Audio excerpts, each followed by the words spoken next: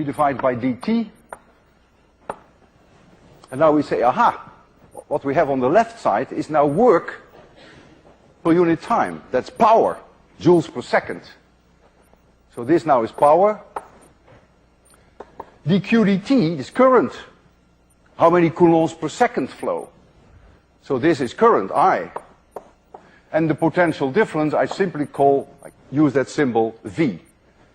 So you see now here that the power delivered by a power supply is the current that it produces times the potential difference.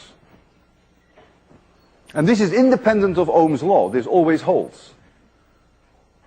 If you also include Ohm's law, if you can use it, last time we discussed the limitations of Ohm's law, but if you can use it and V equals IR, then of course you can also write down for the power that it is I square R, and it is also V squared divided by R.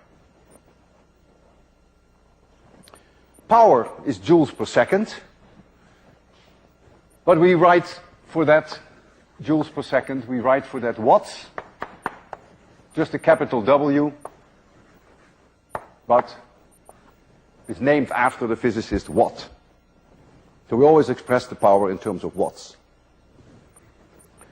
So suppose we have a resistance R, and we run a current through it. This is the resistance, and we run a current I through it. And let us take an example that the current I is 1 ampere, and that the resistance is 100 ohm. Then the power which is dissipated in this resistor has to be provided by your battery. That power P is now 100 watts. I square R, if you want to use this. If it is 2 amperes, and you don't change the resistance, then it becomes 400 watts. Because it's I square R. I doubles, the power comes 4 times higher. Now this energy is dissipated in the form of heat, and if it gets hot enough, then maybe you can produce light. That's the idea behind a light bulb. The filament in a tungsten incandescent light bulb becomes very high, 2500 degrees centigrade, maybe even 3000. Not so high, of course, that the tungsten melts, and so you begin to see light. So for instance, a 100-watt light bulb, let's work from here. So if we have a 100-watt light bulb in your dormitory,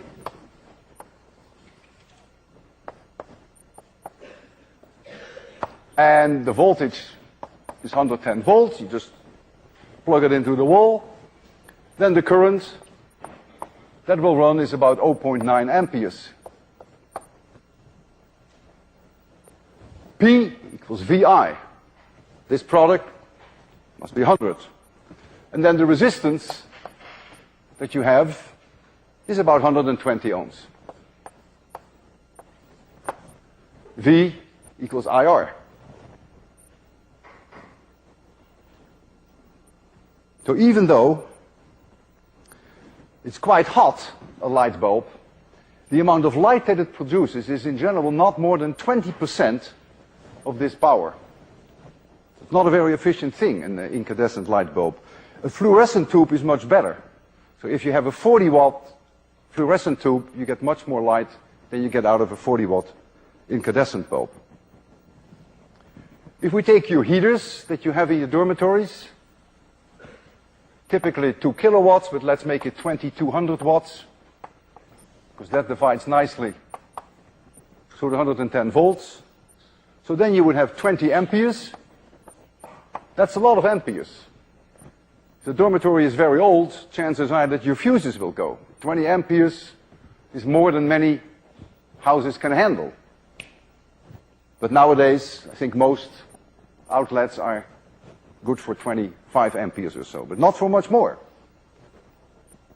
And so now you have a resistor in your heater which is about 5.5 ohms. just to give you a feeling for some numbers. Now you want heat out of your heater and you want light out of your light bulb. So you want to keep the temperature of your heater modest, not so high that you get a lot of light. If you make it 2000 or 2500 degrees, then you would get a lot of light out of your heater. And so suppose that half of that power would come out in terms of light, and you turn on your heater at night, would be like having a 1000-watt light bulb in your dormitory. You don't want that. So how do you do? What do you do now? Well, you simply keep the temperature about maybe 1000 degrees centigrade. It gets a little red hot. Very little light is produced. And how do you keep the temperature low? Well, you could cool it with air. Some of these heaters have fans that cool them.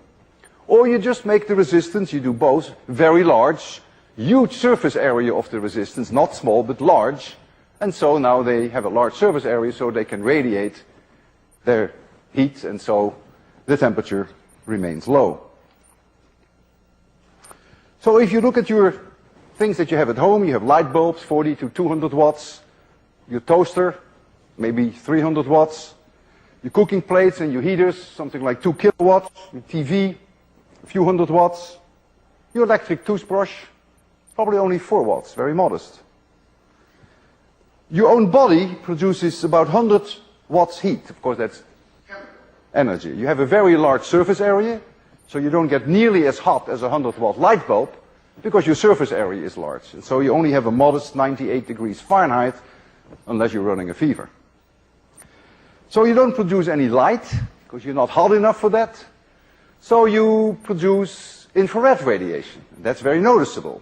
You hold someone in your arms, the good feeling is you feel the body heat. That's the infrared radiation. That radiates at about 100 joules per second, 100 watts. An electric blanket is only 50 watts.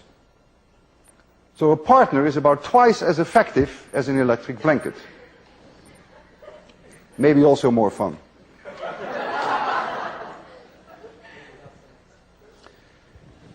The power delivered by a battery is the current that the battery delivers times E, which is this EMF. And so when the current is running, it is I squared times the sum of the two resistances. The external one plus the internal one. You can never bypass that. The heat that is produced in the external one is I square capital R, but the heat that is produced inside the battery is I square little r. You can't avoid that. And so if you make R